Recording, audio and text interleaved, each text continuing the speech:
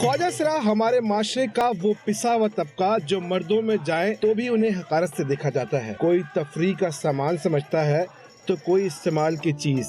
कोई अच्छी नजर से देखता है, कोई बुरी नजर से भी देखता है। ख्वाजा सरा धुतकारा व तबका पैदाइशी तौर पर भी मौजूद है। पहले शुरू में जब मैं छोटी थी तब लोगों का बिहेव सही था, लोग हमें अच्छे तरीके से अपने घर पे बुलाते थे, डांस कराते थे, जैसे बच्चे पैदा होते वहाँ पे अंदर बुलाते थे। अब लोग इस तरीके से नहीं बुलाते। अब यहाँ तो लोग भगा देते हैं, यहाँ बदतमीजी करते हैं, यहाँ लोग सिर्फ अपनी हवस पूरी करने के लिए बोलते हैं ये ख्वाजा सरा प्यारा है यार, इससे मिलवा दो, इससे नहीं मिलवाओ।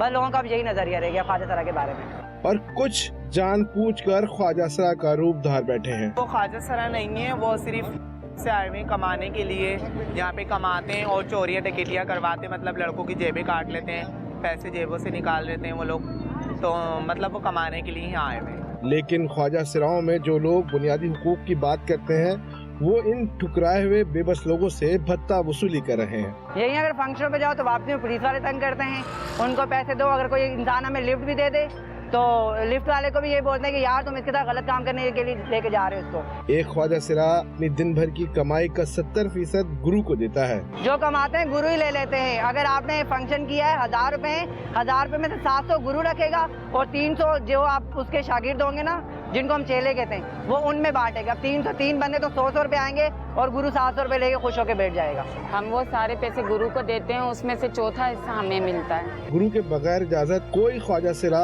इलाके में नहीं आ सकता। ख्वाजा सरा के गुरु का रख रखाव होता है। गैर इलाके से आए ख्वाजा सरा को उस इलाके के गुरु से एग्रीमेंट करना पड़ता है। हम लेके जाते हैं, चोरी लेके जाते हैं मांगने के लिए, तो हमारे साथ वो होता तो हम तो डांस नहीं कर सकते।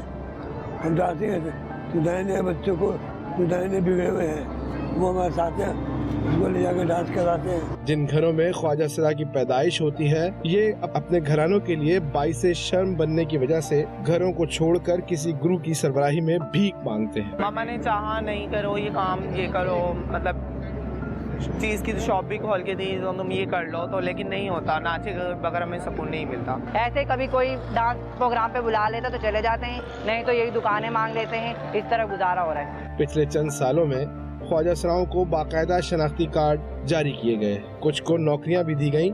हमें एक प्लेटफार्म देना चाहिए, जैसे जोपे वोपे देते हैं लोगों को, इस तरह उसमें से भी चुनते हैं ये पढ़े लिखे ये अनपढ़े जायले। जिस तरह आम इंसान को नौकरी दी जाती है उनकी तालीम के मुताबिक, ऐसे हमें भी जोपे वोपे देनी चाहिए।